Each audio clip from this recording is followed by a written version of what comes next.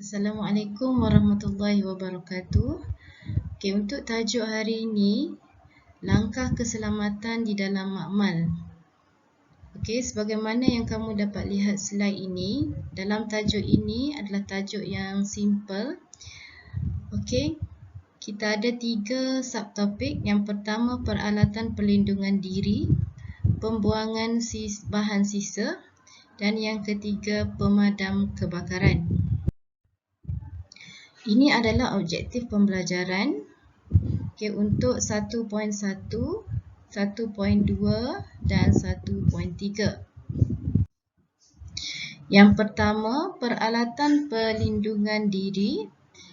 Yang kamu boleh lihat di sini adalah Google. Fungsi dia, kamu sepatutnya boleh menyenaraikan peralatan perlindungan diri serta menyatakan fungsinya. Apakah fungsi Google? Google melindungi mata daripada terkena bahan kimia berbahaya seperti asid, bromin, amonia dan logam reaktif. Yang kedua, topeng muka ataupun mask yang kita pakai sekarang. Tapi fungsi dia adalah melindungi hidung dan mulut daripada terhidu bahan kimia yang sengit dan mudah meruap serta debu. Yang ketiga, sarung tangan. Sarung tangan yang diperbuat daripada getah. Mesti kena guna daripada getah. Biasanya kita guna sarung tangan yang diperbuat daripada kain untuk berkebun dan sebagainya. Tetapi dalam makmal kita guna sarung tangan yang diperbuat daripada getah. Ini adalah untuk melindungi tangan daripada bahan kimia berbahaya. Yang ketiga, baju makmal ataupun kita sering panggil lab coat. Baju makmal ini terdiri daripada lapisan keselamatan dan mudah untuk dibuka sekiranya berlaku kecemasan. Baju makmal ini penting untuk melindungi kerosakan pada pakaian. Dan last sekali adalah kasut. Kasut bertutup. Maksudnya semasa kita nak memasuki makmal tidak boleh pakai selipar yang terbuka yang boleh mendedahkan kaki kita. Seterusnya, peralatan keselamatan dalam makmal. Ini semua alatan ini ada di dalam makmal. Yang pertama, peti pertolongan cemas. Ada sinki pencuci tangan. Ini adalah alat penyiram. Alat penyiram contohnya kalau ada bahan kimia terkena pada kamu, pada seluruh badan, so kamu duduk di sini, cucurlah air. So nak siram badan kamu lah. Yang kedua, yang seterusnya, cucian mata. Di sini terdapat macam sinki. So kalau tekan saja paip, dia akan keluar air ke mata kita lah. Seterusnya, alat pemadam kebakaran. Kebuk wasap. Kebuk wasap ini ialah biasanya kalau ditempatkan di belakang lah. Kabinet aliran laminar. Selimut kebakaran. Semua peralatan keselamatan dalam makmal ini ada fungsi-fungsinya yang tertentu. Ini adalah fungsi dia. Contoh yang pertama, kabinet aliran laminar digunakan untuk mengelakkan kontaminasi semasa aktiviti berkaitan dengan mikrobiologi yang dijalankan. Contohnya di sini kita nak buat eksperimen yang menggunakan mikroorganisma yang berbahaya. Takut dia merebak, takut dia tersebar disebabkan oleh udara. Maka kita kena buat dalam kabinet aliran laminar nama dia. Yang kedua, kebuk wasap. Kebuk wasap ini ada dekat makmal kita. Kebuk wasap ini digunakan untuk menjalankan eksperimen yang menggunakan bahan yang mudah meruap, bahan mudah terbakar, bahan beracun, bahan yang mengakis dan berbau. Contohnya kalau kita nak buat eksperimen menggunakan asid pekat ataupun air bromin yang dia meruap, Okey, jadi kita kena buat dalam tindak balas itu dalam kebut WhatsApp lah, supaya dia tidak tersebar ke orang awam ataupun ke sekeliling. Okey, seterusnya penyiram kecemasan. Okey, sama macam tadi, membersihkan dan membilas bahagian badan atau pakaian yang terkena dengan bahan kimia dengan segera. Contohnya, satu termometer pecah. So, termometer ni sangat bahaya sebab dia mempunyai mercury. So, dengan cepat kamu kena siram badan kamu, seluruh badan kamu di bawah penyiram kecemasan ini. Tarik saja, terus keluar air lah. Okey, yang bawah ini adalah pembilas mata. Okey, boleh? Okey, seterusnya.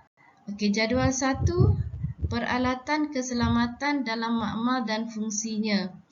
So di sini kalau kamu boleh juga merujuk dalam buku teks ya. Okey, jadual 1.1. Okey, kita pergi satu persatu.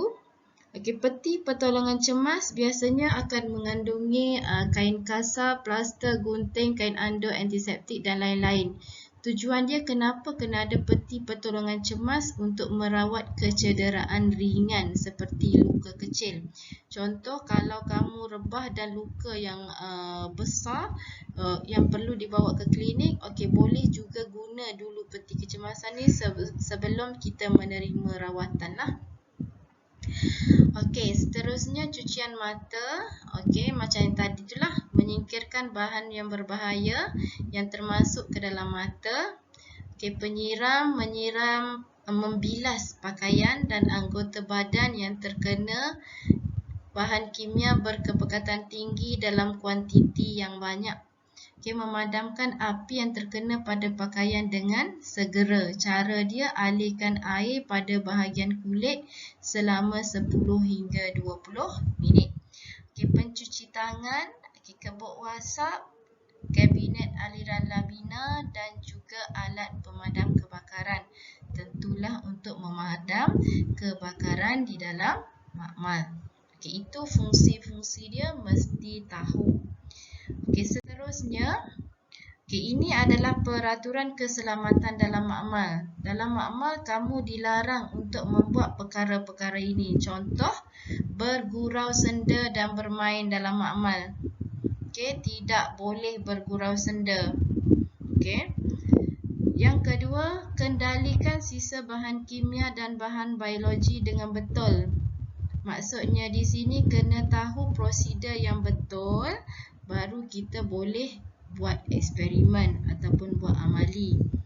Yang ketiga, pastikan makmal dalam keadaan kemas dan bersih. Lepas kita guna, lepas kita nak keluar ke kelas, pastikan keadaan itu kemas dan dibersihkan. Sama seperti yang kita masuk mula-mula itulah. Okey, yang keempat, gunakan alat perlindungan diri semasa menjalankan eksperimen. Okey, contoh kalau kamu buat eksperimen yang memerlukan yang ada pembakaran.